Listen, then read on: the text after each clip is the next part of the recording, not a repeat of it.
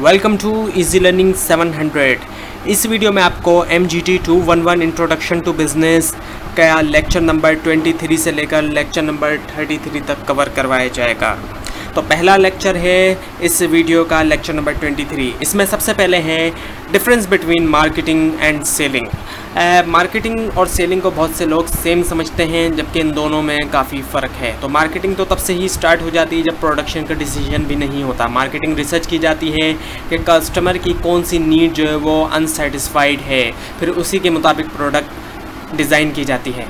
जबकि सेलिंग का decision selling तब होती है जब प्रोडक्शन का डिसीजन हो चुका होता है। जाहिर बात है जब प्रोडक्ट बन के तैयार हो जाएगी उसके बाद ही सेल की जाएगी।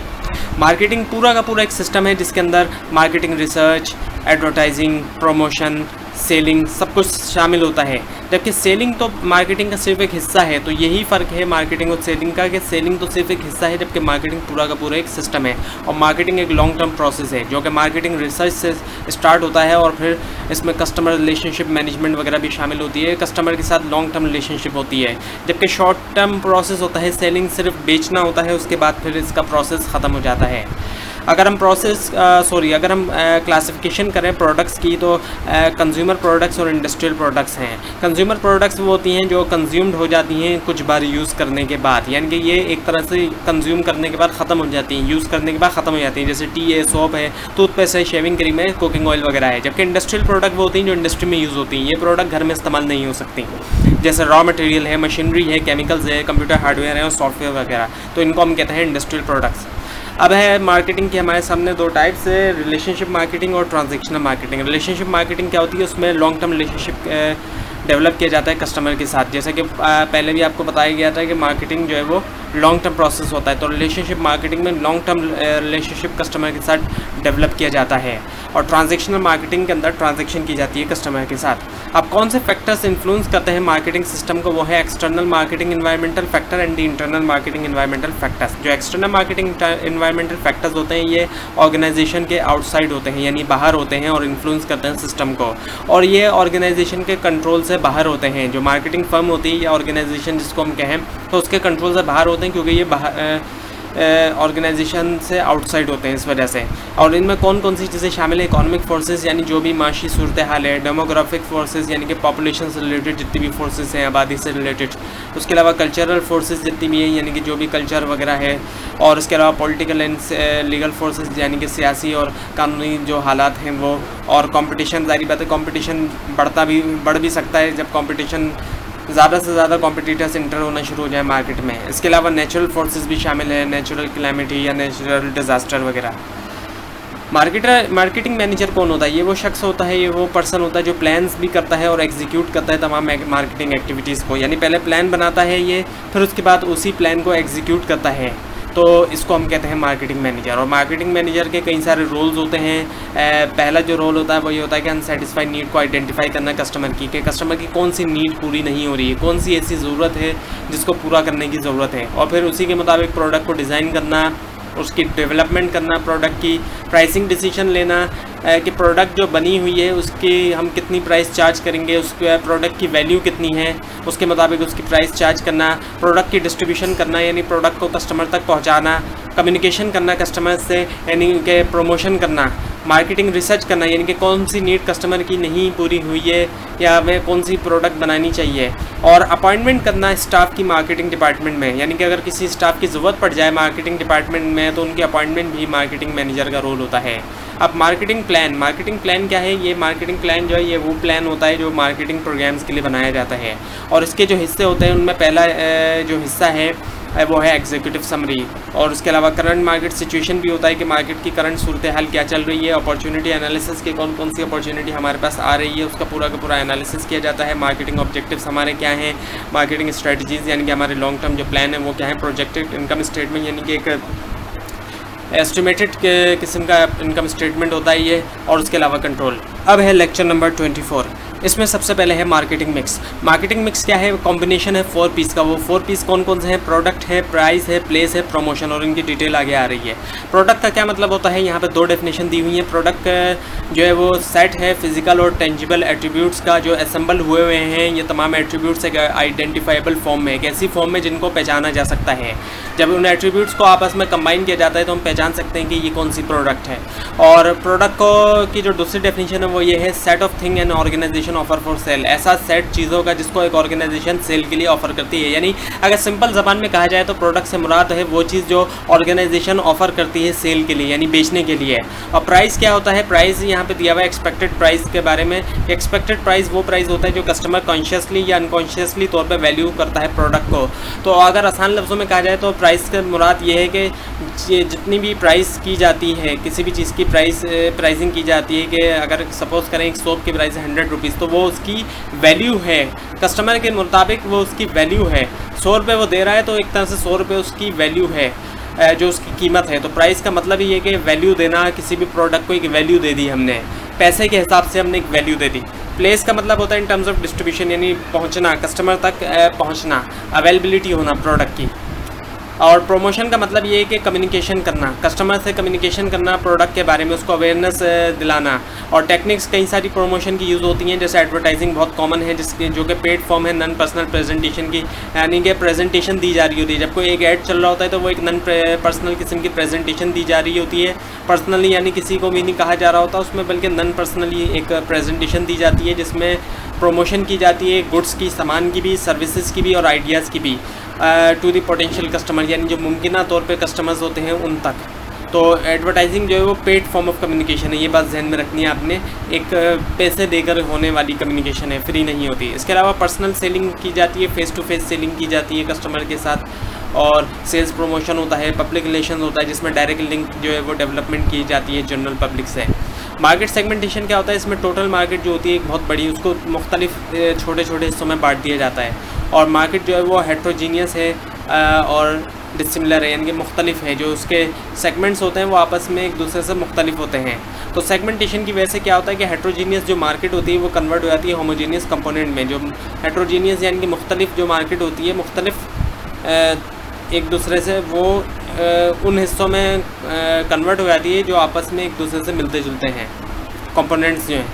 अच्छा, बेसिस क्या है सेगमेंटेशन की? वो है ज्योग्राफिक बेसिस, यानी किसी भी लोकेशन के हिसाब से, डेमोग्राफिक बेसिस है और साइकोग्राफिक बेसिस। इन 3 बुनियादों के ऊपर सेगमेंटेशन की जाती है। मार्केट टारगेटिंग क्या है कि कौन होगा हमारा customer, who will be the customer of the organisation, हमारा कस्टमर कौन होगा। प्रोडक्ट डिफ्रेंशिएशन क्या है? प्रोडक्ट डिफ्रेंशिएशन का मतलब ये है कि अपनी प्रोडक्ट को डिफ्रेंशिएट करना दूसरी प्रोडक्ट से, यानी ऐसा बनाना अपनी प्रोडक्ट को कि हमारी प्रोडक्ट दूसरी प्रोडक्ट से अलग हो जाए। किस तरह हो जाए? फीचर्स की बुनियाद पे कोई ऐसा अलग फीचर डाल दिया जाए कि जिसकी वजह से प्रोडक्ट अलग हो जाए दूसरे प्रोडक्ट के मुकाबले में। तो ये इसीलिए किया जाता है ताकि कंपटीशन से बचाया जा सके। अब कोई अलग फीचर होगा तो जाहिर बात है कंपटीशन ही नहीं होगा, कोई कंपटीटर नहीं होगा उस प्रोडक्ट का। अब है लेक्चर नंबर 25।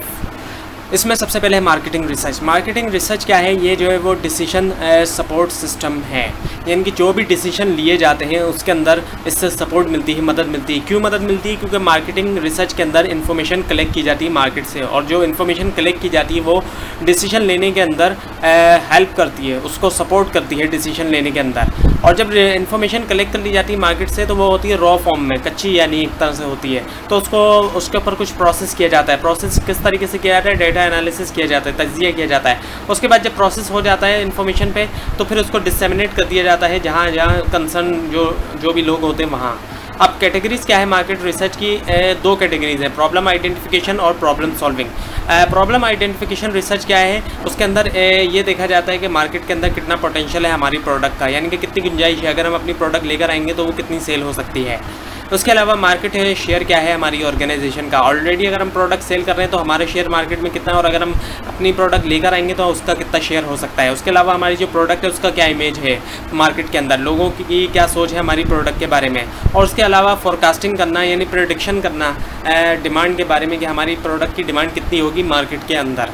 और जनरल ट्रेंड्स भी आ जाते हैं, यानी कि अब जैसे लोगों का ट्रेंड है फिटनेस के बारे में तो इसको हम कहेंगे जनरल ट्रेंड इन दी मार्केट। और इसके अंदर कल्चरल ट्रेंड्स भी होते हैं, बिजनेस ट्रेंड्स भी होते हैं। अब है problem solving research. Problem solving research में क्या होता है कि सेगमेंटेशन रिसर्च की जाती है कि अगर हम ये देखते हैं कि अगर हमारी प्रोडक्ट की सपोज़ करें सेल गिर रही है, तो अब हम क्या करते हैं कि नए सेगमेंट के अंदर इंटर होके कस्टमर को अट्रैक्ट करते हैं और नए सेगमेंट के अंदर हम से इंटर होके सेल को बढ़ाने की कोशिश करते हैं। उसके अलावा प्रोडक्ट रिसर्च करते हैं कि जो हम क्लेम कर रहे हैं कि हमारी प्रोडक्ट वैसी वर्क करती है या नहीं कर रही। उसके अलावा प्राइसिंग रिसर्च करते हैं कि हमारी प्राइस सही है या नहीं, कस्टमर क्या सोचता है हमारी प्राइस के बारे में कि वो ज़्यादा है, कम है, क्या है। उसके अलावा डिस्ट्रीब्यूशन रिसर्च करते हैं कि अपने डिस्ट्रीब्यूटर्स को देखते हैं कि जो डिस्ट्रीब्यूटर्स हैं वो सही तरह से वर्क कर रहे हैं या नहीं कर रहे हैं, हमारी प्रोडक्ट की अवेलेबिलिटी है या नहीं जब कस्टमर को ज़रूरत हो। उसके अलावा प्रोमोशन रिसर्च के जो हम प्रोमोशन पे पैसा खर्च कर रहे हैं एडवर्टाइजिंग पे, जिसमें भी क्या वो वर्ती है या नहीं, क्या हम अपने टारगेट अचीव कर पा रहे हैं प्रोमोशन से या नहीं। अब कौन से स्टेप्स इन्वॉल्व हैं मार्केटिंग रिसर्च में? पहला है कि प्रॉब्लम को आइडेंटिफाई करना कि प्रॉब्लम आखिर है क्या। उसके बाद डिज़ाइन करना थ्योरेटिकल फ्रेमवर्क में, जिसमें कुछ क्वेश्चन होते हैं और फिर उन पॉसिबल आंसर देना उन क्वेश्चंस के, उस हाइपोथेसिस जिसको कहा जाता है। और रिसर्च डिज़ाइन करना, इसके अंदर जो है वो डेटा कलेक्शन है, सैम्पलिंग होती है जो पॉपुलेशन को रिप्रेजेंट करती है और स्केलिंग आ जाती है। फिर उसके बाद जो स्टेज आता है उसमें वाकई में असल में डेटा कलेक्शन किया जाता है, डेटा को कलेक्ट करना और फिर उस डेटा को प्रोसेस करना यानी एनालिसिस करना और फिर उस डेटा को रिपोर्ट कर देना, रिपोर्ट से मुराद डिससेमिनेट करना, उन लोगों तक पहुँचाना जो तक डेटा पहुँचना चाहिए। वो लोग कौन से होते हैं? मार्केटिंग के लोग भी होते हैं, प्रोडक्शन के भी होते हैं और जनरल एडमिनिस्ट्रेशन भी होती है कंपनी की। अब है लेक्चर नंबर 26। डेटा कलेक्शन जो की जाती है उसकी जो टेक्निक्स होती हैं वो चेंज हो सकती हैं सिचुएशन टू सिचुएशन, यानी कि एक सिचुएशन में कोई एक टेक्निक यूज़ की जा रही है, दूसरी सिचुएशन में कोई दूसरी टेक्निक यूज़ की जा रही है। अब है types of research methods. Research जो की जाती है उसके डिफरेंट मेथड्स होते हैं। तो पहला जो मेथड है वो है ऑब्जर्वेशनल रिसर्च। इसमें क्या होता है कि ऑब्जर्व किया जाता है चीज़ों को और ओपिनियन उनके मुताबिक बनाई जाती है। इसमें किसी से कुछ पूछा नहीं जाता, सिर्फ ऑब्जर्वेशन की जाती है। जबकि दूसरा मेथड है वो है सर्वे मेथड। सर्वे मेथड में पूछा जाता है, क्वेश्चनियर के थ्रू भी सर्वे किया जाता है और इंटरव्यू के थ्रू भी। क्वेश्चनियर में एक क्वेश्चनियर प्रोवाइड किया जाता है जिस पे क्वेश्चंस लिखे होते हैं और इंटरव्यू में इंटरव्यू लिया जाता है। इंटरव्यू वहाँ ज़रूरी होता है, वहाँ यूज़ होता है जहाँ पे डिटेल इन्फॉर्मेशन ज़रूरी होती है किसी भी चीज़ के मुतालिक। अब तीसरा जो मेथड है रिसर्च का वो है फोकस ग्रुप। ये टेक्निक तब अप्लाई होती है जब प्रॉब्लम आइडेंटिफिकेशन स्टेज हो, जब प्रॉब्लम को हम आइडेंटिफाई कर रहे हो। प्रॉब्लम सॉल्विंग करते वक्त ये टेक्निक अप्लाई नहीं होती। तो इसमें क्या होता है कि ग्रुप सेलेक्ट कर लिया जाता है प्रोसेस के थ्रू और उसको इन्वाइट किया जाता है एक जगह पे जहाँ पे उनकी मीटिंग होती है मीडिएटर के थ्रू। और मीडिएटर वो शख्स होता है जो मॉनिटर करता है, कंट्रोल करता है और कोऑर्डिनेट करता है एक्टिविटीज़ को। और एवरीथिंग, हर चीज़ जो है वो इस टेक्निक के अंदर रिकॉर्ड होनी चाहिए। ये एक ऐसी टेक्निक है जिसमें हर चीज़ जो है वो रिकॉर्ड होनी चाहिए। और प्लेस ऑफ फोकस ग्रुप जो है वो शुड बी वेरी रिलैक्स होना चाहिए। और focus group single focus group भी हो सकता है और डबल फोकस ग्रुप भी हो सकता है। और एक्सपेरिमेंटेशन भी एक टेक्निक है जिसमें रिलेशनशिप देखा जाता है कॉज और इफेक्ट का, यानी कोई भी एक इफेक्ट हो रहा है तो उसका क्या कॉज है, उसका क्या एक रिलेशन है। अच्छा, अब है आपके सामने कंज्यूमर बिहेवियर। कंज्यूमर बिहेवियर क्या है? कंज्यूमर बिहेवियर का मतलब है कि स्टडी करना डिसीजन मेकिंग प्रोसेस के बारे में। वो डिसीजन मेकिंग प्रोसेस जिसके ज़रिए लोग जो है वो डिसाइड करते हैं कि उन्होंने कोई चीज़ ख़रीदनी है या नहीं ख़रीदनी, तो उसके बारे में स्टडी करने को हम कहते हैं कंज्यूमर बिहेवियर। अब कौन सी चीज़ें कंज्यूमर बिहेवियर के ऊपर इन्फ्लुएंस करती हैं? वो है साइकोलॉजिकल फैक्टर। साइकोलॉजिकल फैक्टर ये कि कंज्यूमर क्या सोचता है, क्या फील करता है, एक्चुअली फील करना, सोचना नहीं बल्कि क्या फील करता है अपने बारे में। और इसमें क्या क्या चीज़ें शामिल होती हैं? एज है, जेंडर है, एक्सपीरियंस है, सेल्फ कॉन्सेप्ट है और रोल क्या है सोसाइटी में है। उसके अलावा सोशियोलॉजिकल फैक्टर्स भी आते हैं, यानी कि सोसाइटी, बहुत से डिसीजन इसीलिए लिए जाते हैं सोशियोलॉजिकल फैक्टर की वजह से। और लोग बहुत सी चीज़ें सिर्फ इसी वजह से ख़रीदते हैं कि उनकी सोशल नीड्स हैं, यानी कि सोसाइटी की वजह से उनको ज़रूरत है, माशरे की वजह से उनको ज़रूरत पड़ रही है, इस वजह से बहुत सी चीज़ें लोग ख़रीद लेते हैं। स्टेप्स क्या हैं डिसीजन मेकिंग प्रोसेस के अंदर जब ख़रीदते वक्त डिसीजन मेकिंग प्रोसेस होता है? सबसे पहले जो है वो रिकग्निशन की जाती है नीड की, यानी इस बात को फील किया जाता है कि कोई चीज़ मिसिंग तो नहीं है। अब जो चीज़ मिस है ज़ाहिर बात है वही चीज़ ख़रीदी जाएगी, तो उसके लिए फिर कलेक्शन की जाती है इन्फॉर्मेशन की कि क्या क्या चीज़ें अवेलेबल हैं। फिर कंपैरिजन किया जाता है अल्टरनेटिव का, यानी जो चॉइसेस अवेलेबल हैं उनमें से कौन सी चॉइस बेटर है। उसके बाद फिर परचेज़ डिसीजन ले लिया जाता है कि ये चीज़ हमने ख़रीदनी है। फिर पोस्ट परचेज़ डिसीजन आता है चीज़ ख़रीदने के बाद कि वो चीज़ कैसी थी, क्या थी। अब है लेक्चर नंबर 27। इसमें है प्रोडक्ट। प्रोडक्ट क्या है? प्रोडक्ट पहले भी आ चुकी है। यहाँ पे वही चीज़ दी गई है जो मैंने आपको पहले बताई थी कि प्रोडक्ट वो चीज़ होती है कोई भी जिसको ऑर्गेनाइजेशन ऑफ़र करती है सेल के लिए। प्रोडक्ट जो है वो टेंजिबल भी हो सकती है, इंटेंजिबल भी। टेंजिबल से मुराद वो चीज़ जिसको हम देख सकते हैं और टच कर सकते हैं। फॉर एग्जांपल टॉफ़ी एक टेंजिबल प्रोडक्ट है। इसके अलावा इंटेंजिबल प्रोडक्ट्स भी होती हैं, ऐसी प्रोडक्ट्स जिनको हम देख नहीं सकते। या टच नहीं कर सकते, जैसे सॉफ्टवेयर्स वगैरह हैं, तो वो इंटेंजिबल प्रोडक्ट्स में आती हैं। बेनिफिट्स क्या होते हैं? ये बेसिक फीचर्स होते हैं किसी भी प्रोडक्ट के, मुख्तलिफ फीचर्स होते हैं हर प्रोडक्ट के अंदर। आपने फ़ोन यूज़ किया होगा, फ़ोन में कई सारे फीचर्स होते हैं, तो हर प्रोडक्ट के जो है वो अंदर एक सेट ऑफ फीचर्स होता है जो उस प्रोडक्ट की आइडेंटिटी होती है। क्लासिफिकेशन अगर हम करें प्रोडक्ट की, तो कई सारे तरीक़ों से हम क्लासीफाई कर सकते हैं, लेकिन मेनली जो है वो दो तरीक़ों से डिवाइड होती है। कंज्यूमर प्रोडक्ट जो कंज्यूम हो जाती है, और एक इंडस्ट्रियल प्रोडक्ट।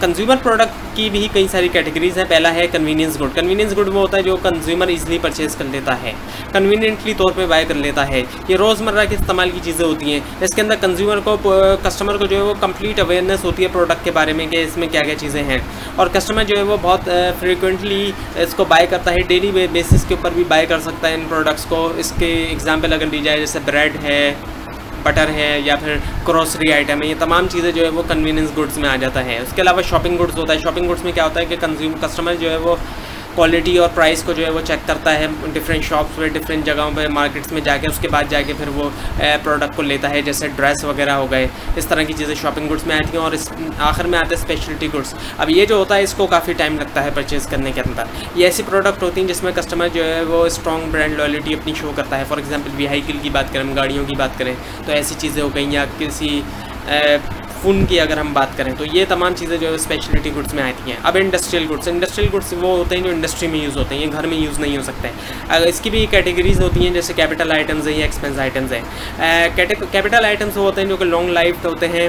लंबे अरसे तक चलते हैं और एक्सपेंसिव होते हैं, और कभी कभी इनको ख़रीदने के लिए कॉपीराइट्स भी आपको ख़रीदना पड़ता है, और इनको कहा जाता है कैपिटल गुड्स। एक्सपेंस आइटम जो होते हैं ये वो होते हैं जैसे कि रॉ मटेरियल है, यूटिलिटी आइटम्स है, जैसे ऑयल है, ग्रीस है, और कुछ टूल्स वगैरह। अब प्रोडक्ट्स मिक्स है। प्रोडक्ट मिक्स का क्या मतलब है? ये तमाम वो प्रोडक्ट जो एक ऑर्गेनाइजेशन सेल के लिए ऑफ़र करती है, यानी कि बेचने के लिए। फॉर एग्जांपल एक ऑर्गेनाइजेशन जो है वो एक कंपनी 100 प्रोडक्ट्स बेच रही है, तो जितनी भी उसकी 100 प्रोडक्ट्स हैं वो क्या कहलाएंगी? प्रोडक्ट मिक्स, क्योंकि तमाम की तमाम वो बेच रही है। और इसी तरह से प्रोडक्ट मिक्स का एक हिस्सा है प्रोडक्ट लाइन। प्रोडक्ट लाइन का क्या मतलब है? वो तमाम प्रोडक्ट जो एक दूसरे से सिमिलर है, मिलती जुलती हैं। एक ही प्रोडक्ट नहीं है, लेकिन वो मिलती जुलती हैं। फॉर एग्जाम्पल एक ही कंपनी एक ही ब्रांड नेम के अंडर, ब्रांड नेम एक ही है इसका, और उसी ब्रांड नेम के अंडर वो शैम्पू भी बेच रही है और जेल भी बेच रही है, तो दोनों मिलती जुलती प्रोडक्ट हैं, यानी कि हेयर के लिए हैं दोनों प्रोडक्ट। उनका काम क्या है? दोनों हेयर के लिए बनाई गई है, लेकिन दोनों प्रोडक्ट अलग हैं, लेकिन एक दूसरे से रिलेटेड है, क्योंकि दोनों हेयर के लिए बनाई गई है। तो वो कहाँ फॉल करेंगी? प्रोडक्ट लाइन की कैटेगरी में फॉल करेंगी।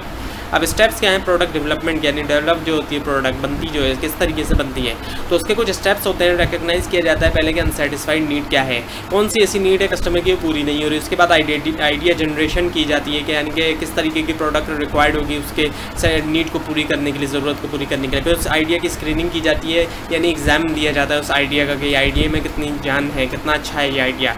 फिर प्रोटोटाइप बनाया जाता है, यानी एक मॉडल बना लिया जाता है फिजिकली तौर पर प्रोडक्ट का टेस्ट करने के लिए। एक टेस्टिंग किस्म का एक मॉडल बना लिया जाता है, जो वैसा ही होता है जैसा असली प्रोडक्ट होती है, कि हम टेस्ट करते हैं कि प्रोडक्ट कितनी जो है वो कामयाब होती है या नहीं होती। तो टेस्टिंग के लिए फिर जब मॉडल बन जाता है तो फिर टेस्ट की जाती है प्रोडक्ट, और टेस्ट लेबॉर्ट्री में भी की जाती है, और साथ में लेबॉर्ट्री के अलावा मार्केट में भी की जा सकती है टेस्टिंग। यानी मार्केट के अंदर टेस्टिंग कुछ इस तरह से होती है, प्रोडक्ट को ट्रायल बेसिस के ऊपर सेल किया जाता है। फिर उसके बाद जब टेस्ट भी हो गई, प्रोडक्ट टेस्ट में कामयाब जब हो जाती है प्रोडक्ट, तो फिर उसकी कमर्शलाइजेशन की जाती है। कमर्शलाइजेशन में प्रोडक्ट को कमर्शियल बेसिस के ऊपर सेल किया जाता है, और इसको हम कहते हैं मास मार्केटिंग का कॉन्सेप्ट। अब है लेक्चर नंबर 28। इसमें है प्रोडक्ट लाइफ साइकिल। हर प्रोडक्ट की एक लाइफ साइकिल होती है। प्रोडक्ट आती है, उसकी सेल में बढ़ती इजाफा होता है, ग्रोथ होती है, और उसके बाद फिर उसकी सेल जो है वो गिरती चली जाती है, और वो फिर प्रोडक्ट ख़त्म हो जाती है मार्केट से। तो इसके स्टेजेस होते हैं। पहला स्टेज है इसका इंट्रोडक्शन स्टेज। इसमें क्या होता है कि नई प्रोडक्ट मार्केट के अंदर आती है, इंट्रोड्यूस कराई जाती है, और जब नई प्रोडक्ट इंट्रोड्यूस कराई जाती है मार्केट में, तो उसके 1 या फ्यू मैन्युफैक्चरर होते हैं, यानी बहुत कम बनाने वाले होते हैं, बहुत ही कम ऐसे होते हैं लोग, ऐसे कंपनीज होती हैं जो उस प्रोडक्ट को बना रही होती हैं। फिर उसके बाद ग्रोथ स्टेज आती है। जब ग्रोथ स्टेज आती है तो सेल जो है प्रोडक्ट की बढ़ना शुरू हो जाती है। जो पुराने कस्टमर होते हैं वो भी ख़रीदते रहते हैं, रिपीटेड ऑर्डर आते हैं उनकी तरफ से, यानी वो ख़रीदते रहते हैं, और नए कस्टमर में भी इजाफा होना शुरू हो जाता है। उसके बाद फिर आती है मैच्योरिटी स्टेज। इसमें क्या होता है कि सेल पीक पे होती है, क्योंकि लोगों को प्रोडक्ट के बारे में पता होता है, वो अवेयर होते हैं, अवेयरनेस होती है लोगों के अंदर, और इसी वजह से जब सेल बहुत ज़्यादा अच्छी होती है तो ज़्यादा से ज़्यादा सेलर उस सेल को देख के मार्केट में इंटर होना शुरू हो जाते हैं, और वो भी बेचना शुरू कर देते हैं। तो इसी वजह से जब बहुत ज़्यादा सेलर इंटर हो जाते हैं तो फिर डिक्लाइन स्टेज आता है। डिक्लाइन स्टेज में क्या होता है, प्रोडक्ट की सेल गिरना शुरू हो जाती है और प्रोडक्ट मार्केट से गायब होना शुरू हो जाती है। अब use of product life cycle in decision making process, किस तरीके से प्रोडक्ट लाइफ साइकिल को डिसीजन मेकिंग के अंदर यूज़ किया जाता है। जो आपको अभी प्रोडक्ट लाइफ साइकिल बताया गया था, इसको किस तरीके से डिसीजन मेकिंग के अंदर यूज़ करते हैं। तो जो इंट्रोडक्शन स्टेज होता है उसमें मार्केटर्स को क्या करना चाहिए, डिक्टेट करना चाहिए मोर ऑफ देयर पॉलिसीज़, अपनी पॉलिसीज़ को ज़्यादा से ज़्यादा पॉलिसीज़ को उनको डिक्टेट करना चाहिए। और इस स्टेज में क्या होता है, कस्टमर जो होता है प्रोडक्ट का वो वेंचरसम होता है, यानी कि वो नई आइडियाज़ को ट्राई करना चाहता है जब भी वो आपकी प्रोडक्ट ख़रीदता है, क्योंकि इंट्रोड्यूस हुई है उसे नहीं पता किस तरीके की प्रोडक्ट है, लेकिन वो नए आइडियाज़ को भी ट्राई करना चाहता है। और मार्केटर हाई प्राइस रख सकते हैं इस स्टेज में, जिसको मार्केट स्कीमिंग भी कहते हैं, सॉरी प्राइस स्कीमिंग, क्योंकि कस्टमर जो है वो अफोर्ड कर सकता है स्पेंड करना ज़्यादा पैसे, और हाई कॉस्ट भी आपकी अगर आती है तो, और इस स्टेज में ज़्यादा प्रॉफिट नहीं होगा।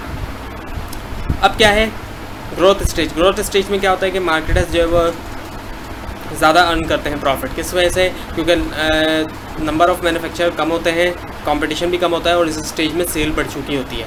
मैच्योरिटी स्टेज में क्या होता है कि प्राइस जो है वो कम करना पड़ जाते हैं जब पीक होती है पीक की स्टेज है, लेकिन यहाँ पर प्राइस कम करना पड़ता है क्योंकि कॉम्पिटिटर्स बहुत ज़्यादा इंटर हो चुके होते हैं कंपटीशन की वजह से, और रिसर्च और डेवलपमेंट पे स्पेंड करना पड़ता है मार्केटर्स को, और मार्केटर्स को पैसा स्पेंड करना पड़ता है प्रमोट करने के लिए अपनी ब्रांड नेम को भी, और मार्केटर्स को अपनी पॉलिसीज़ जो है, स्ट्रेटजीज़ जो है उनको रिवाइज़ करना पड़ता है, और उनको नए सेगमेंट ढूंढना पड़ता है अपनी प्रोडक्ट के लिए, और पर यूनिट प्रॉफिट मार्जिन जो है वो गिर जाता है। यदि per unit margin, for example अगर एक सोप की सेल जो है वो 100 यूनिट्स थी, 100 सोप बिक रहे थे, अब 500 यूनिट्स बिकना शुरू हो गए, लेकिन क्या हुआ, जहाँ एक सोप पे प्रॉफिट 20 रुपीज़ था, अब हो रहा है 15 रुपीज़, तो पर यूनिट पर सोप प्रॉफिट तो गिर रहा है, लेकिन ओवरऑल सेल बहुत ज़्यादा हो रही है, इस वजह से प्रॉफिट ओवरऑल प्रॉफिट बहुत बढ़ चुका होता है। अब है उसके बाद फिर डिक्लाइनिंग स्टेज आता है। क्या होता है ऐसी सिचुएशन में कि मार्केटर्स को चाहिए कि अपनी प्रोडक्ट सेलेक्टिव कस्टमर्स को सेल करें, ऐसे कस्टमर जो पक्के कस्टमर जो लॉयल हैं, और इस स्टेज में मार्केटर्स को ये चाहिए कि इनोवेशन करें प्रोडक्ट्स के अंदर ताकि सेल हाई रहे, अगर नहीं करेंगे तो प्रोडक्ट जो है वो ख़त्म होती चली जाएगी मार्केट से। अच्छा, अब है ब्रांडिंग प्रोडक्ट्स। अक्सर आपने ब्रांडेड प्रोडक्ट्स का नाम सुना होगा या फिर यूज़ भी आपने की होगी। तो ब्रांड क्या होती है, ब्रांड जो है वो कोई भी एक साइन है, सिंबल है, टाइप ऑफ राइटिंग है, यानी वर्ड वगैरह है, कलर है, डिज़ाइन है या कॉम्बिनेशन है जो एक प्रोडक्ट को दूसरे प्रोडक्ट से अलग बनाता है। फॉर एग्जांपल एप्पल की मिसाल दी जाए तो एप्पल का एक अपना एक ख़ास लोगो है जिस पे एप्पल बना हुआ है, तो वो उसकी एक आइडेंटिफाई है, वो एप्पल की ब्रांड की एक आइडेंटिफाई है। तो इनमें से कोई भी चीज़ हो सकती है, चाहे कोई सिंबल है, कोई साइन है, कुछ वर्ड्स हैं, कोई कलर है, डिज़ाइन है, या फिर इन तमाम चीज़ों का कॉम्बिनेशन है जो एक प्रोडक्ट की आइडेंटिफाई हो जाए, उसको हम कहते हैं ब्रांड। और ब्रांडिंग वो प्रोसेस है जिसके अंदर ब्रांड की एक आइडेंटिफिकेशन सजेस्ट की जाती है। ब्रांड से मुराद किसी प्रोडक्ट की आइडेंटिफिकेशन को सजेस्ट करने को हम कहते हैं ब्रांडिंग करना। ब्रांड इक्विटी क्या है, लॉयलिटी ऑफ कस्टमर। जो कस्टमर जितना लॉयल होगा किसी प्रोडक्ट के साथ उतनी ज़्यादा उस प्रोडक्ट की ब्रांड इक्विटी होगी। और ब्रांड अवेयरनेस ये है कि कितना ज़्यादा कस्टमर को उस प्रोडक्ट के बारे में पता है या फिर कितना ज़्यादा वो रिकॉल करता है ब्रांड ऑफ द प्रोडक्ट को। अब टाइप्स ऑफ ब्रांड नेम्स हैं। नेशनल ब्रांड्स क्या होती है, ये वो ब्रांड होती है जो throughout the country sale होती है, यानी कंट्री के थ्रू आउट। लाइसेंस ब्रांड्स क्या होती हैं, ये वो ब्रांड्स होती हैं जिसमें सेलर को राइट मिल जाता है कि किसी एक ब्रांड को बेचे, किसी कंपनी की ब्रांड को बेचने का उसको लाइसेंस मिल जाता है, उसको एक राइट मिल जाता है कि वो ये ब्रांड बेच सकता है, इसको हम कहते हैं लाइसेंस ब्रांड। और प्राइवेट ब्रांड्स क्या होती हैं कि मैन्युफैक्चरर जो है वो रिटेलर की ब्रांड जो है जब वो बना रहे होते हैं चीज़ तो उनकी अपनी ब्रांड नहीं होती, बल्कि वो कुछ रिटेलर की ब्रांड का नाम जो है वो यूज़ करके उस प्रोडक्ट को बना रहे होते हैं, उस पर वो लिख रहे होते हैं, तो उसको हम कहते हैं प्राइवेट ब्रांड्स। अच्छा, अब है पैकेजिंग एंड लेबलिंग। पैकेजिंग को अगर सिंपल वर्ड में कहा जाए तो ये ड्रेस है किसी प्रोडक्ट का। अगर आपने खुली प्रोडक्ट्स कभी देखी हो तो वो हमेशा बगैर किसी पैकेजिंग के आती हैं। शॉपकीपर अपने एनवलप या किसी और चीज़ में दे देता है डाल के, लेकिन वो प्रोडक्ट्स बिल्कुल ही खुली आती हैं। लेकिन जो कंपनीज़ की प्रोडक्ट्स होती हैं वो आती हैं पैकेजिंग में, तो वो पैकेजिंग एक्चुअली ड्रेस होती है प्रोडक्ट का, और उस पैकेजिंग के अंदर डिज़ाइनिंग भी हुई होती है। और एक्चुअली पैकेजिंग का मतलब अगर हम देखें तो वो है कि डिज़ाइनिंग करना और मेकिंग करना रैपर ऑफ द प्रोडक्ट। तो रैपर में होती है प्रोडक्ट्स और उसके ऊपर डिज़ाइनिंग भी हुई होती है, तो वो तब सब जो है उसको कहें तो वो होता है पैकेजिंग। और उसी पैकेजिंग के ऊपर एक हिस्से के ऊपर कुछ प्रोडक्ट का जो है वो नाम लिखा हुआ होता है, उसके कंटेंट्स लिखे होते हैं, इंग्रेडिएंट्स वगैरह भी लिखे हो सकते हैं और मैन्युफैक्चरर का नाम वगैरह भी लिखा होता है, तो उस हिस्से को हम कहते हैं लेबलिंग। तो ऐसा हिस्सा है जहाँ पे ये सब चीज़ें लिखी गई हैं प्रोडक्ट के ऊपर, पैकेट के ऊपर। तो जो पैकेट का वो हिस्सा जहाँ पे ये तमाम चीज़ें लिखी जाए उसको हम लेबलिंग कहते हैं, और पैकेट पूरा वो हिस्सा जिसके अंदर प्रोडक्ट आई हुई होती है। अब है लेक्चर नंबर 29। इसमें है प्राइसिंग। प्राइसिंग का क्या मतलब है, वो प्राइसिंग के से पहले यहाँ दिया गया है प्राइस। तो प्राइस का मतलब है कि वो वैल्यू जो सेलर रिसीव करता है जब एक्सचेंज होती है गुड्स एंड सर्विसेज, यानी कि गुड्स सर्विसेज दी और उसके बदले प्राइस मिला, तो वो जो प्राइस है वो वैल्यू है, और एक्सचेंज क्या हो रहा है, प्राइस लिया जा रहा है और गुड्स दिए जा रहे हैं, तो ये एक तरह की एक्सचेंज होती है। तो प्राइसिंग क्या होती है, प्राइसिंग के अंदर ये वो प्रोसेस है जिसमें डिटरमाइन किया जाता है कि कंपनी क्या रिसीव करेगी जब एक्सचेंज होगी प्रोडक्ट्स की, यानी कि जब बदला यानी कि प्रोडक्ट दी जाएगी तो उसके बदले कंपनी को जो मिलेगी वैल्यू यानी प्राइस जो मिलेगा तो वो कितना मिलेगा, तो इस बात को डिटरमाइन करने के प्रोसेस को हम कहते हैं प्राइसिंग। अच्छा, ऑब्जेक्टिव्स क्या होते हैं प्राइसिंग सेट करते वक्त, मैक्सिमाइज प्रॉफिट को देखा जाता है कि प्रॉफिट मैक्सिमाइज हो, लेकिन साथ में और भी चीज़ें देखी जाती हैं जैसे मार्केट शेयर करना, इंक्रीज़ करना कि मार्केट शेयर भी बढ़े, साइकोलॉजिकल एडवांटेज और गेट रेट ऑफ स्टॉक यानी कि स्टॉक लेवल को भी देखा जाता है जब प्राइसिंग सेट की जाती है। अच्छा, पहली टेक्निक है प्राइसिंग सेट करने की, कॉस्ट बेस्ड प्राइसिंग। इसमें क्या होता है कि प्रोडक्ट की कॉस्ट कंपनी को कितने की पड़ी, यानी 80 रुपीज़ का सोप पड़ा है तो वो उसकी प्रोडक्ट की कॉस्ट हो गई, और अमाउंट ऑफ प्रॉफिट यानी कि 20 रुपीज़ से कंपनी ने अपना प्रॉफिट जोड़ दिया, तो कॉस्ट बेस्ड प्राइसिंग सोप की हो गई इस एग्जांपल के मुताबिक 100 रुपीज़, तो इसको हम कहेंगे कॉस्ट बेस्ड प्राइसिंग। और इसके लिए हमें ब्रेक इवन एनालिसिस की ज़रूरत पड़ती है। इसकी जो कैलकुलेशन है वो आप पढ़ेंगे स्टैटिस्टिक्स और अकाउंट्स के अंदर, यहाँ पर इसकी थ्योरेटिकल डिटेल आप पढ़ेंगे।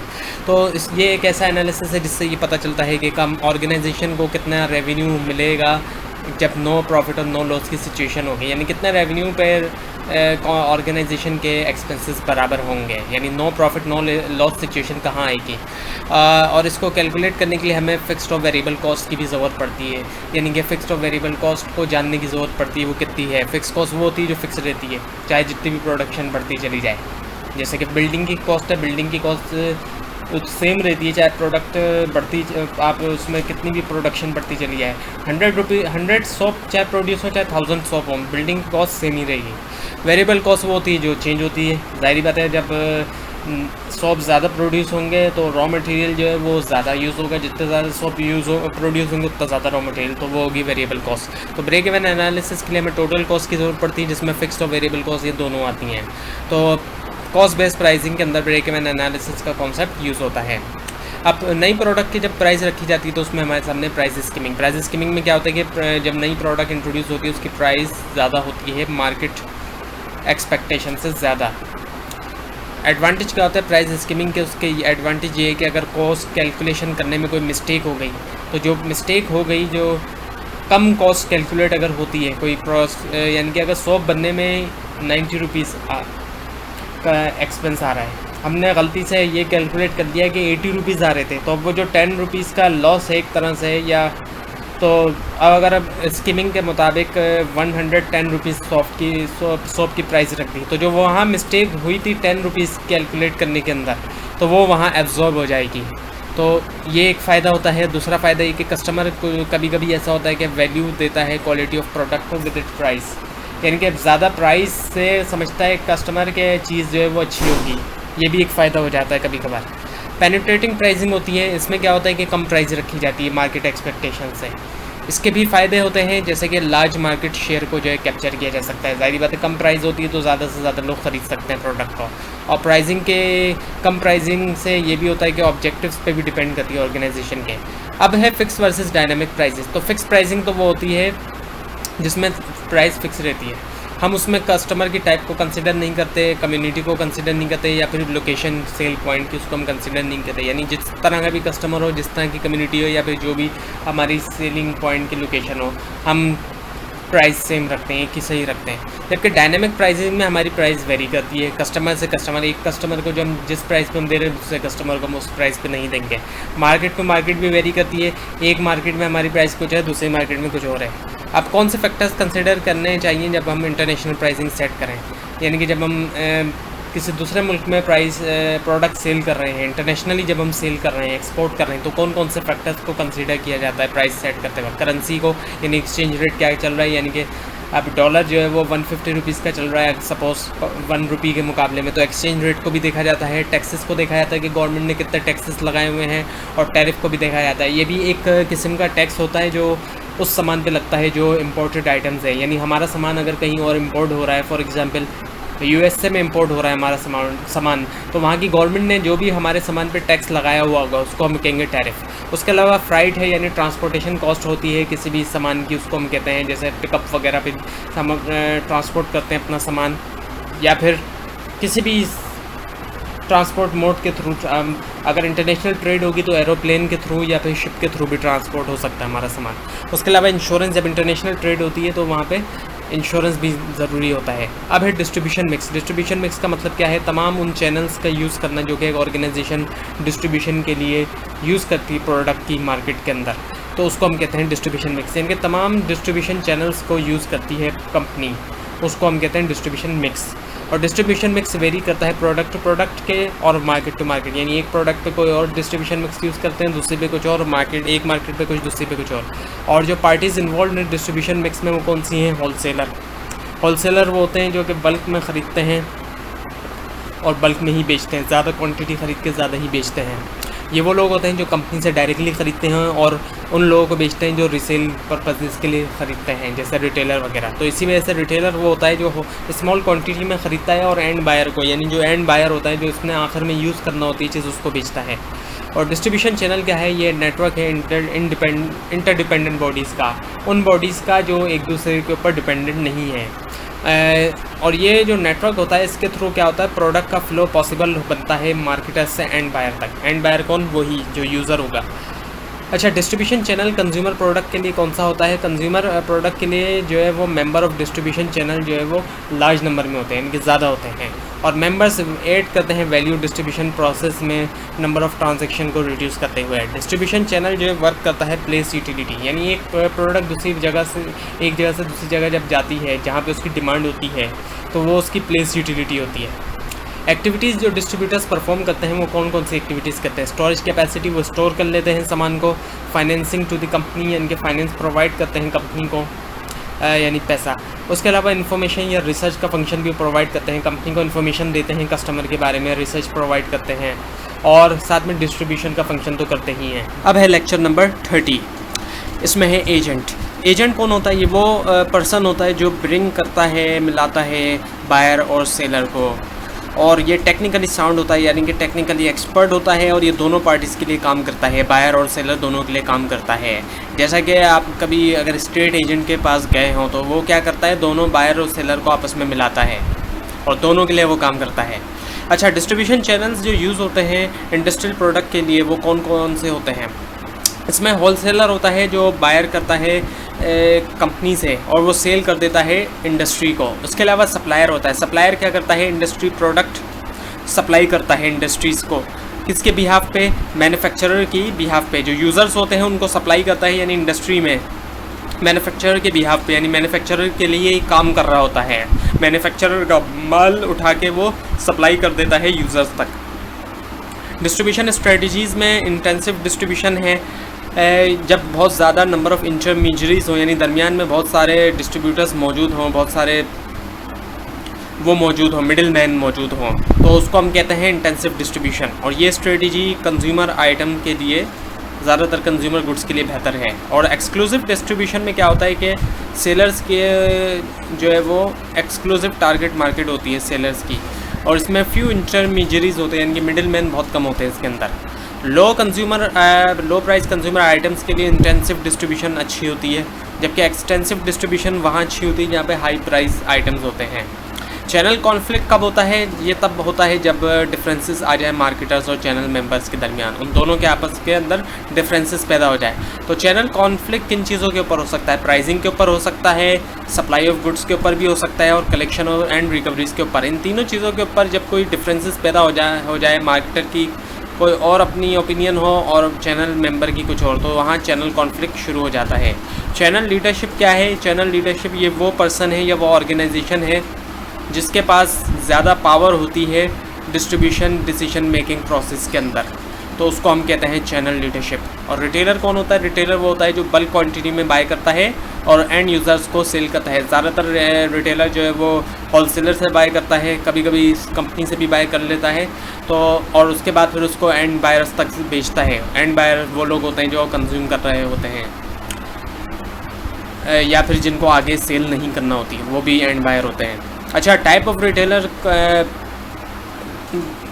में पहला जो रिटेलर की टाइप है वो है प्रोडक्ट लाइन रिटेलर। ये वो रिटेलर होता है जो डिस्ट्रीब्यूट करता है एक प्रोडक्ट लाइन को। प्रोडक्ट लाइन जैसा कि आपको पहले भी बताया गया था कि चेन ऑफ सिमिलर गुड है, रिलेटेड गुड्स आपस में मिलते जुलते जो गुड्स होते हैं उनको प्रोडक्ट लाइन कहते हैं। जैसे कि एक कंपनी शैम्पू और जेल दोनों बनाती है, तो वो दोनों जो है एक प्रोडक्ट लाइन बन जाती है, एक रिलेटेड प्रोडक्ट्स की प्रोडक्ट लाइन। अच्छा, बार्गेन रिटेलर क्या करते हैं, ये जो है उसको समझने के लिए ज़रूरी है पहले कैटलॉग को समझे क्या होता है। कैटलॉग जो है कोई एक बुक भी हो सकती है या कोई ब्रोशर भी होता है, जिसके अंदर प्रोडक्ट के फीचर्स और प्राइसेस दोनों चीज़ें होती हैं। तो जो बार्गेन रिटेलर्स होते हैं ये डिस्ट्रीब्यूट करते हैं कैटलॉग्स को बायर्स तक पहुंचाते हैं, तो इनको हम कहते हैं बार्गेन रिटेलर। अब टाइप्स ऑफ रिटेलर कंटिन्यू हैं, इसमें है डिस्काउंट हाउसेस। तो डिस्काउंट हाउसेस वो होते हैं, वो ऑर्गेनाइजेशन होती हैं, वो सेलर्स होते हैं या रिटेलर होते हैं जो डिस्काउंट प्राइसेस के ऊपर ऑफ़र करते हैं, प्रोडक्ट्स को डिस्काउंट पे देते हैं। उसके अलावा फैक्ट्री आउटलेट होती है। अक्सर फैक्ट्रीज़ ने अपनी ही आउटलेट्स बनाई होती हैं, अपनी फैक्ट्री के साथ आउटलेट्स बनाई होती हैं जहाँ पे वो रिटेल में प्रोडक्ट्स को सेल कर रहे होते हैं। और इसके अलावा कन्वीनियंस स्टोर्स होते हैं जो लॉन्गर आवर्स के लिए खुले होते हैं और इनके प्राइस ज़्यादा होते हैं सुपर स्टोर के मुकाबले में, और इनके पास वही प्रोडक्ट्स होती हैं जो इन डिमांड होती हैं। अच्छा, अब फिज़िकल डिस्ट्रीब्यूशन की अगर हम बात करें तो फिज़िकल डिस्ट्रीब्यूशन का मतलब है ऐसी अरेंजमेंट जिसके थ्रू फिज़िकल मूवमेंट जो है प्रोडक्ट की मैन्युफैक्चरर से एंड बायर तक पॉसिबल होती है। इसको हम कहते हैं फिज़िकल डिस्ट्रीब्यूशन, यानी प्रोडक्ट जो है वो मूव करती है मैन्युफैक्चरर से एंड बायर तक, जहाँ से बनी वहाँ से एंड बायर तक मूव करती है प्रोडक्ट, तो इसको हम कहते हैं फिज़िकल डिस्ट्रीब्यूशन। फिज़िकल डिस्ट्रीब्यूशन के लिए हमें क्या कंसिडर करना चाहिए, मेथड्स ऑफ डिस्ट्रीब्यूशन, किस मेथड के थ्रू हम डिस्ट्रीब्यूट कर रहे हैं, उसके अलावा प्राइसिंग, प्रोडक्ट की स्पीड और अदर फैक्टर्स ऑफ डिस्ट्रीब्यूशन भी। अच्छा, अब है मोड ऑफ ट्रांसपोर्ट्स, यानी कि किस तरीके से प्रोडक्ट जो है वो ट्रांसपोर्ट होगी। तो ट्रांसपोर्ट जो है वो एयरक्राफ्ट्स के थ्रू भी हो सकती है, रोड के थ्रू भी हो सकती है यानी कि पिकअप है या ट्रक है, सी के थ्रू भी हो सकती है यानी शिप में, और उसके अलावा पाइपलाइंस के थ्रू भी बहुत सी प्रोडक्ट्स ट्रांसपोर्ट होती है जैसे कि ऑयल वगैरह। तो एयरक्राफ्ट वहाँ यूज़ होता है जहाँ पे स्पीड बहुत ज़रूरी होती है, जैसे कि फ्लावर्स हैं, फ्रूट्स हैं, वेजिटेबल, तो ऐसे पेरिशेबल गुड्स के अंदर हमें एयरक्राफ्ट की ज़रूरत होती है, यानी जहाज़ की ज़रूरत होती है। और जो सिलेक्शन होती है मोड ऑफ़ ट्रांसपोर्टेशन की, उसके अंदर चेंजेस भी कंसिडर किया जा सकता है, यानी कि एक मोड ऑफ़ ट्रांसपोर्टेशन से दूसरा मोड ऑफ़ ट्रांसपोर्टेशन भी यूज़ किया जा सकता है, और इंटर मॉडल ट्रांसपोर्टेशन भी यूज़ किया जाता है, यानी कि एक से ज़्यादा मोड ऑफ़ ट्रांसपोर्टेशन इसमें अवेलेबल होता है, यानी कि एक ही प्रोडक्ट एक से ज़्यादा मोड ऑफ़ ट्रांसपोर्टेशन से भी हो सकती है, शिप से भी ट्रांसपोर्ट और साथ में रोड से भी, तो इसको हम कहेंगे इंटर मॉडल ट्रांसपोर्टेशन। अब कौन से प्रोडक्ट को कौन से फैक्टर्स को कंसिडर करना चाहिए प्रोडक्ट की मूवमेंट के लिए, कॉस्ट देखना चाहिए, कॉस्ट क्या है, नेचर कैसी है प्रोडक्ट की, पेरिशेबल है या नहीं है, डिस्टेंस कितना है। अब जो लैंडलॉक कंट्रीज़ हैं वहाँ पे शिप से तो ट्रांसपोर्ट हो ही नहीं सकती, तो ज़ाहिर बात है वहाँ तो रोड ट्रांसपोर्ट ही होगी, तो डिस्टेंस देखा जाता है और साथ में कस्टमर की रिक्वायरमेंट्स भी क्या है। अच्छा, अब है प्रमोशन। प्रमोशन क्या है, प्रमोशन का मतलब है वैरायटी ऑफ टेक्निक्स यूज़ करना, ये पहले भी आ चुका है, यहाँ इसकी थोड़ी डिटेल आ रही है। इसका मतलब है वैरायटी ऑफ टेक्निक्स, यानी कि बहुत सी टेक्निक्स का यूज़ करना ताकि कस्टमर के साथ कम्युनिकेट किया जा सके, यानी कम्युनिकेट, असल मकसद प्रमोशन का होता है कस्टमर के साथ कम्युनिकेट करना, और कम्युनिकेट करते हुए कस्टमर को बताया जाता है प्रोडक्ट की प्राइस के बारे में, उसकी फ़ीचर के बारे में और कंपनी की पॉलिसी के बारे में, और प्रोडक्ट के बारे में भी बताया जा रहा होता है, तो इसको हम कहते हैं प्रमोशन। और प्रमोशन मिक्स का क्या मतलब है, बहुत सारे तरीके यूज़ करना एक साथ ताकि कम्युनिकेट किया जा सके बायर के साथ, कई सारे तरीक़ों को एक साथ यूज़ करते हुए बायर के साथ जब कम्युनिकेशन हम करेंगे उसको हम कहेंगे प्रमोशन मिक्स। गोल्स क्या होते हैं प्रमोशन के, अवेयरनेस क्रिएट करना, कस्टमर के अंदर अवेयरनेस क्रिएट करना, उसको बताना कि प्रोडक्ट के बारे में, और फिर परसुएट करना कस्टमर को कि वो प्रोडक्ट को लाइक भी करे और प्रोडक्ट को फिर वो बाय भी करे, तो ये होता है हमारे गोल्स के प्रमोशन के गोल्स। सॉरी। अब है lecture number 31, strategies for promotion. कौन कौन सी स्ट्रेटजीज़ यूज़ की जाती हैं प्रमोशन के लिए।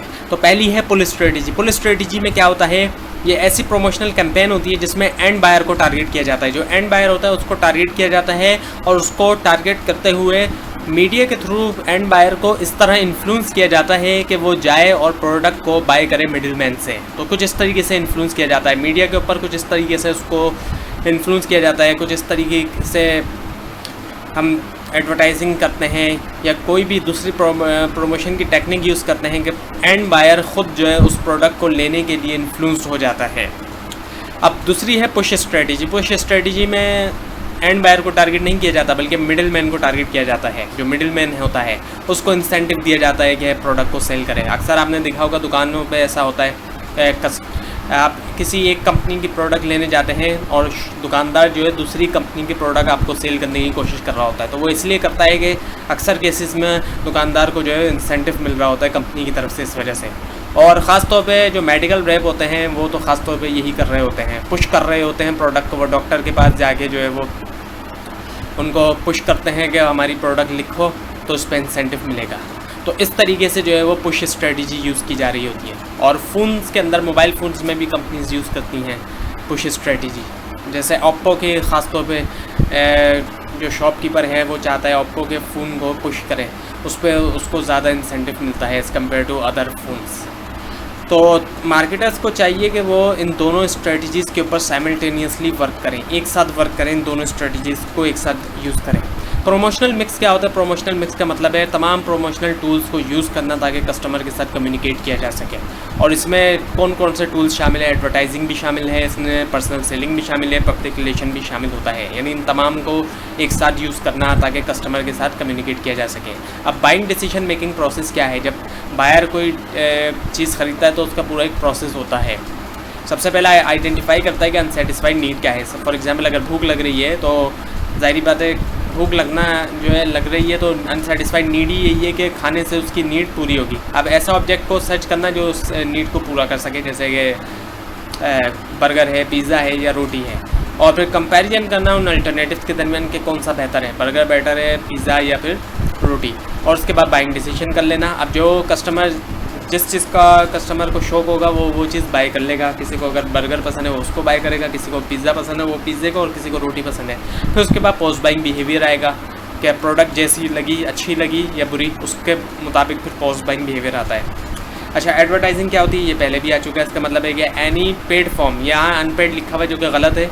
ये पेड फॉर्म होती है प्रमोशन की, जिसके अंदर प्रमोट किया जाता है गुड्स को, सर्विस को या आइडियाज़ को थ्रू नॉन पर्सनल प्रेजेंटेशन। अब जो भी प्रेजेंटेशन होती है वो नॉन पर्सनल होती है, किसी को भी पर्सनली तौर पे इसमें मुखातिब नहीं किया जाता। और ये किसके बिहाफ पे हो रहा होता है, किसके लिए काम किया जा रहा होता है? एक आइडेंटिफाइबल स्पॉन्सर, स्पॉन्सर के बिहाफ पे। ऐसा स्पॉन्सर जिसके बारे में लोगों को पता होता है कि ये स्पॉन्सर है, तो उसके बिहाफ पे किया जा रहा होता है प्रोमोट। प्रेजेंटेशन दी जा रही होती है, उस प्रेजेंटेशन के अंदर प्रमोट किया जा रहा होता है गुड सर्विस और आइडियाज़ को। इसको हम कहते हैं एडवर्टाइजिंग। टाइप्स क्या है एडवर्टाइजिंग के? परसुएसिव एडवर्टाइजिंग और कंपैरेटिव। परसुएसिव में कस्टमर को परसुएट किया जाता है कि वो चीज़ को ख़रीदे, और कंपैरेटिव एडवर्टाइजिंग में क्या होता है कि प्रोडक्ट को कंपेयर किया जाता है कॉम्पिटिटर्स की प्रोडक्ट से, और बताया जाता है कि हमारी प्रोडक्ट बेहतर है कॉम्पिटिटर्स के मुकाबले में। और कुछ कंट्रीज़ में ये टेक्निक अलाउड भी नहीं है। रिमाइंडर एडवर्टाइजिंग, ये भी एक टाइप है प्रोडक्ट एडवर्टाइजिंग की। इसमें क्या होता है कि कस्टमर को रिमाइंड कराया जाता है प्रोडक्ट के बारे में, उसकी ब्रांड के बारे में और फीचर्स के बारे में और मैन्युफैक्चरर के बारे में, यानी कंपनी के बारे में। अक्सर ऐसा होता है कि बहुत सी पुरानी जो ब्रांड्स होती हैं, पुरानी जो प्रोडक्ट्स होती हैं, उसके एडवर्टाइज़ दोबारा आना शुरू हो जाते हैं, क्योंकि कस्टमर उन प्रोडक्ट्स को भूल चुका होता है। तो कस्टमर को जहन में आता है कि ये प्रोडक्ट अभी तक मार्केट में अवेलेबल है, और फिर कस्टमर दोबारा उन प्रोडक्ट्स को परचेज़ करना शुरू कर देता है। तो इसको हम कहते हैं रिमाइंडर एडवर्टाइजिंग। अच्छा, एडवर्टाइज़र मीडिया क्या होता है? एडवर्टाइजिंग मीडिया ये वो मीडिया होता है जिसके ज़रिए कम्युनिकेट किया जाता है टारगेट ऑडियंस से। और ये मीडिया जो है, मीडिया की भी कई सारी टाइप्स हैं, वैरायटी हैं। जैसे प्रिंट मीडिया है, प्रिंट फॉर्म के अंदर होता है, न्यूज़पेपर है, मैगज़ीन है। एडवांटेज ये है न्यूज़पेपर के कि ये इजीली एक्सेस है, जनरल पब्लिक तक इजीली मिल जाता है। लेकिन नुकसान इसका ये होता है कि लिटरेसी रेट हमारा लो है, क्वालिटी ऑफ प्रिंटिंग भी मैटर करती है। न्यूज़पेपर में इतनी अच्छी क्वालिटी नहीं होती प्रिंटिंग की एज़ कम्पेयर टू मैगज़ीन्स। उसके अलावा प्रिंट मीडिया के अंदर अगर हम बात और करें तो फिर लाइफ ऑफ मैगज़ीन्स जो है वो ज़्यादा होती है न्यूज़पेपर के मुकाबले में। साल लोगों के पास मैगज़ीन रहती है, जबकि न्यूज़पेपर का ऐसा मामला नहीं होता। और न्यूज़पेपर में एक फ़ायदा तो होता है कि अगर मैसेज समझ में नहीं आया तो बार बार रीड कर सकता है रीडर। इलेक्ट्रॉनिक मीडिया है, अब एक वैरायटी इलेक्ट्रॉनिक मीडिया बहुत ज़्यादा जो यूज़ होता है इलेक्ट्रॉनिक मीडिया में वो होता है टीवी। टीवी तकरीबन हर जगह अवेलेबल है। इसके जो एडवांटेजेस हैं उनमें ये है कि हर जगह एक तो अवेलेबल है, और इसमें वैरायटी ऑफ थिंग्स हैं, यानी कि इसमें लिसनिंग भी है और वाचिंग भी, देख भी रहे हैं, सुन भी रहे हैं। और वैरायटी ऑफ अपॉर्चुनिटीज़ होती हैं कि जिससे मैसेज को ज़्यादा अट्रैक्टिव बनाया जा सकता है। टीवी के अंदर दिखाया भी जा सकता है, सुनाया भी जा सकता है। जबकि डिसएडवांटेजेस भी होते हैं टीवी के, ऐसे एरियाज़ हैं जहाँ पे इलेक्ट्रिसिटी अवेलेबल नहीं है, और हमारे यहाँ तो जितना लोड शेडिंग का इशू है तो ये भी बहुत बड़ा डिसएडवांटेज है कि जिस दौरान ऐड चल रहा है उस दौरान जहाँ पे टारगेट ऑडियंस हमारी बैठी हुई है वहाँ लाइट ही नहीं आ रही। तो ऐसी सिचुएशन में ये बहुत बड़ा नुकसान है टेलीविज़न का। टारगेट ऑडियंस के पास टाइम ना हो टीवी देखने का, ये भी हो सकता है कि जो हमारी टारगेट ऑडियंस है उनके पास टाइम ही नहीं है टीवी देखने का, और ये एक्सपेंसिव भी होता है। ख़ासतौर पे जो नए टेलीविज़न आ रहे हैं LCD LED वगैरह, वो काफ़ी एक्सपेंसिव हैं। अच्छा, रेडियो की अगर हम बात करें तो रेडियो की रीच तकरीबन हर जगह है, और रेडियो जो है वो वर्क करता है एक पर्सनल फ्रेंड की तरह बहुत से लोगों के लिए। रेडियो बहुत चीप है एज़ कम्पेयर टू टेलीविज़न, बहुत सस्ता होता है। लिमिटेशन भी है इसकी, ज़ाहिर बात है, क्योंकि इसमें तस्वीर नहीं आती, एक बहुत बड़ी लिमिटेशन है। इसके अलावा कुछ आउटडोर मीडियाज़ भी हैं, जैसे होर्डिंग, बड़े बड़े होर्डिंग्स आपने लगे हुए देखे होंगे, रोड्स पे अक्सर लगे हुए होते हैं, जिसमें कलरफुल और बड़ी बड़ी इमेजेस होती हैं। लेकिन इसमें डिफ़िकल्टी ये फाइंड होती है कि एक ऐसी जगह ढूंढना जहाँ पे हमारी टारगेट ऑडियंस का गुजरना होता है, तो ऐसा स्पॉट को ढूंढना बड़ा एक मुश्किल होता है, ये इसकी लिमिटेशन है। कुछ दूसरे तरीके भी हैं इसके अलावा प्रमोशन के, जैसे सिनेमा के अंदर एडवर्टाइजिंग होती है, टेलीफोन डायरेक्टरी हैं, येलो पेजेस हैं, रेलवे टाइम टेबल है, पैनल ऑफ बसेस हैं, एंड मैसेजेस इन ट्रेन है। और कुछ नए आइडियाज़ भी अब आ रहे हैं प्रमोशन के यूनिक, जैसे स्काई राइटिंग है, जिसमें एयरक्राफ्ट्स को यूज़ किया जाता है लिखने के लिए आसमान पे।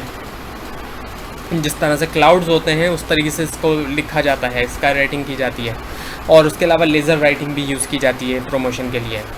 अगर हम चॉइस की बात करेंगे कौन सा मीडिया बेटर है प्रमोशन के लिए, तो कोई भी मीडियम बेटर नहीं है दूसरे के मुकाबले में। हर किसी की लेकनेस भी है और एडवांटेजेस भी हैं। ये डिपेंड करती है चॉइस के, हम कॉस्ट कितनी है, हम कितना खर्चा करना चाह रहे हैं, क्वालिटी ऑफ प्रोडक्शन प्रिंटिंग कितनी है, कैसी है, सर्कुलेशन क्या है उस मीडिया की, एडिटोरियल का एनवायरनमेंट क्या है, और लाइफ ऑफ मैसेज, हमारा जो मैसेज है उसकी कितनी लाइफ हो। अगर प्रिंट मीडिया यूज़ कर रहे हैं तो उसकी लाइफ ज़्यादा होगी, मैगजीन्स वगैरह अगर हम यूज़ कर रहे हैं। लेकिन अगर हम न्यूज़पेपर कर रहे हैं या टेलीविज़न रेडियो कर रहे हैं तो उसकी लाइफ इतनी नहीं होगी।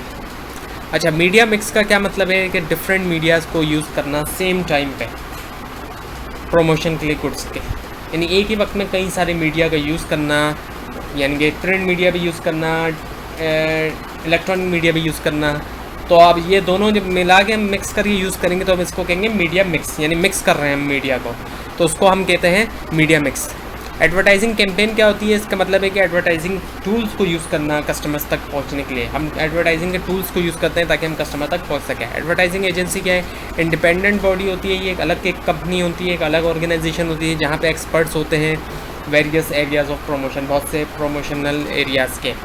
और ज़्यादातर जो बड़े बड़े इंस्टीट्यूट्स होते हैं, कंपनी वगैरह होती हैं, वो एडवर्टाइजिंग एजेंसीज़ को यूज़ करती हैं अपनी प्रोडक्ट की प्रमोशन के लिए। अब है लेक्चर नंबर 32।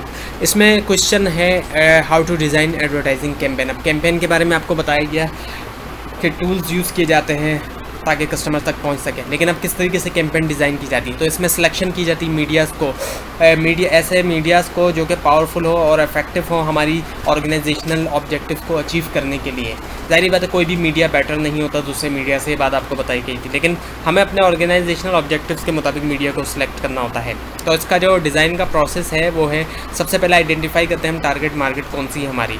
उसमें हम एजुकेशन क्लास देखते हैं कि एजुकेशन क्या है, हमारी जो टारगेट मार्केट है रूरल कस्टमर है या अर्बन है, कस्टमर कौन से एरिया में है, एज क्या है कस्टमर की, सोशल क्लास उनकी क्या है, वो अपर क्लास है, लोअर क्लास है, मिडिल क्लास है। अच्छा, फिर एलोकेशन की जाती है बजट की, कि हम कितना बजट जो है वो स्पेंड करेंगे एडवर्टाइजिंग में। अब बजट स्पेंड करने के भी 3 तरीके हैं कि हम परसेंटेज ऑफ एक्सपेक्टेड सेल ले लें। अगर हम 1 मिलियन सेल एक्सपेक्ट कर रहे हैं तो उसका हम 10% ले लिया फॉर एग्जांपल, यानी कि 1 लाख हमने एलोकेट कर दिया कि हमारी 1 मिलियन सेल होगी तो हम 10% बजट जो है वो लगाएंगे सेल का।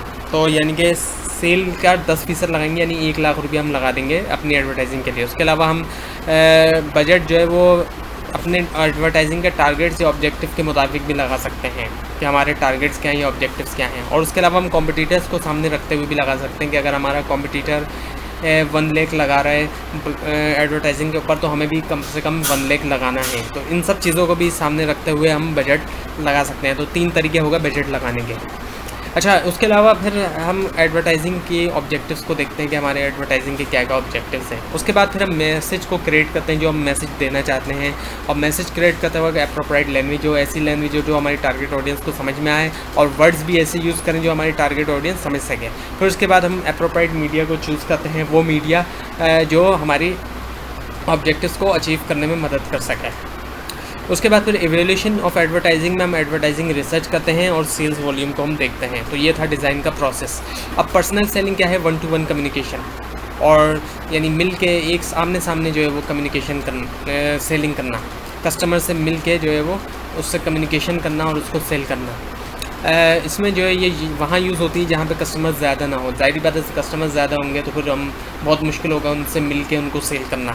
कस्टमर जो है जिन प्रोडक्ट्स के बारे में डिटेल में जानना चाहता है वहाँ पे भी पर्सनल सेलिंग यूज़ की जाती है। और पर्सनल सेलिंग टेक्निकल प्रोडक्ट्स में ज़्यादा ज़रूरत होती है सिंपल प्रोडक्ट्स के बजाय, क्योंकि टेक्निकल प्रोडक्ट में कस्टमर को ज़्यादा ज़रूरत होती है जानने की प्रोडक्ट के बारे में।